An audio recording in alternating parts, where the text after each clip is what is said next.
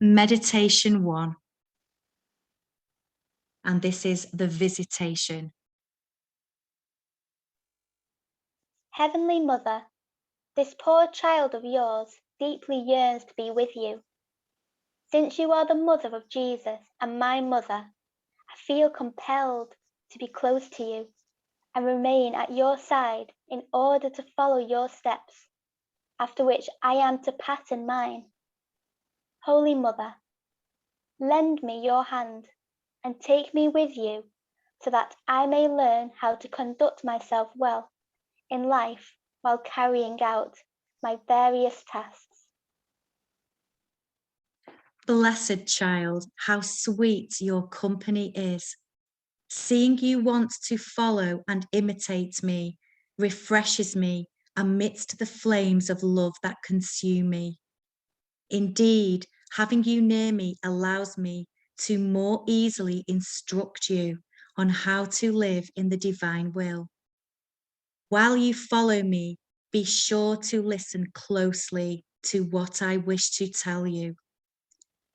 No sooner did I become the mother of Jesus and your mother, that my seas of love redoubled, and unable to contain them all, I felt the ardent desire to pour them out in souls and expand them and become for souls the first bearer of Jesus, even at the cost of great sacrifices. And what were these sacrifices? For one who truly loves, sacrifices and sorrows become refreshments and consolations, as they are the outpourings of the love one possesses. Oh, my child, if you do not experience the good that derives from offering up a sacrifice or experience its most intimate joys, it is a sign that divine love does not completely fill your soul. And therefore, the divine will does not reign in you as its queen. For the divine will alone gives such power to the soul as to render it invincible and capable of enduring any sorrow. Place your hand upon your heart and observe how many voids of love are in it. Now reflect on what you observe.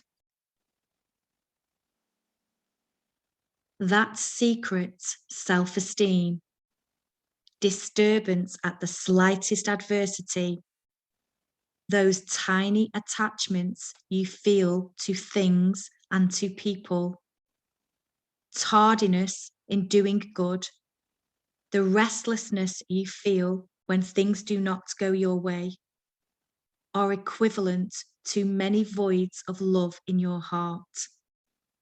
Voids which, like little fevers, zap you of the strength and the holy desire that one needs in order to be filled with the divine will.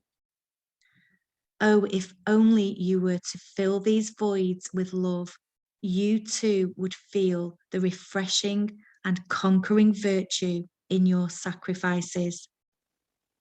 My child, lend me your hand and follow me as I now offer you my next lesson. I left Nazareth accompanied by Saint Joseph, facing a long journey of crossing mountains to go visit Elizabeth in Judea, who, in her advanced age, had miraculously become a mother. I went to see her, not simply to pay her a visit, but because my heart was set ablaze with the desire to bring Jesus to her. The fullness of grace, love, and light which I felt in me compelled me to bring Jesus to her and to multiply to 100-fold the life of my son in souls. Yes, my child, the motherly love I possessed for all souls and for you in particular was so great that I felt ardent yearnings to give my dear Jesus to everyone. so that all might possess him and love him. The rightful claims I had to motherhood, bequeathed to me by the fiat, enriched me with such power that the same fiat operating in me multiplied Jesus for as many times as there are souls who desire to receive him. This was the greatest miracle given me to perform. To have Jesus always available in order to give him to whoever should desire him. And I was so happy to do this. How I yearn that you too, my child, in approaching and visiting others, would always be the bearer of Jesus, capable of making him known and yearning to make him loved by others. After many days of travel, we finally arrived in Judea, and I hastened to the house of Elizabeth. She approached me rejoicing, and when I greeted her, amazing things happened. My little Jesus exulted in my womb, and directing the rays of his divinity towards little John in the womb of his mother, he sanctified him and infused within him the use of reason, letting him know that he, my little Jesus, was the Son of God. And John leapt so forcefully with love and joy that Elizabeth was shaken. Touched by the light of the divinity of my Son, she acknowledged that I had become the mother of God. In her vehemence of love, she trembled with gratitude and exclaimed, "Who am I to be so honored that the mother of my Lord should come to me?" Because I could not deny the greatest mystery of the Incarnation, I humbly confirmed it, praising God with the song of the Magnificat, the sublime canticle through which the Church continuously honors me. I announced that the Lord had done great things in me, his servant, and therefore that all generations would call me blessed.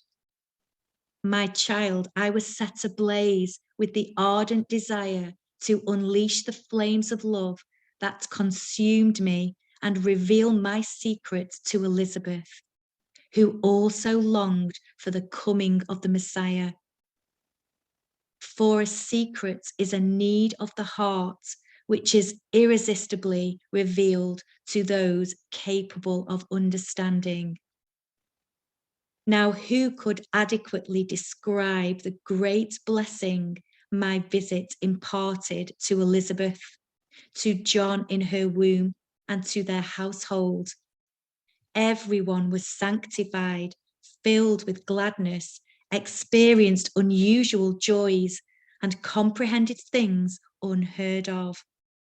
John, in particular, received all the grace necessary to prepare him to be the precursor of my Son. Dearest child, the divine will does great and unheard of things wherever it reigns. If I worked many prodigies, it was because the divine will occupied its royal place in my soul. And if you let the divine will reign in your soul, you too will become the bearer of Jesus to other souls. You too will feel the irresistible desire to give him to everyone.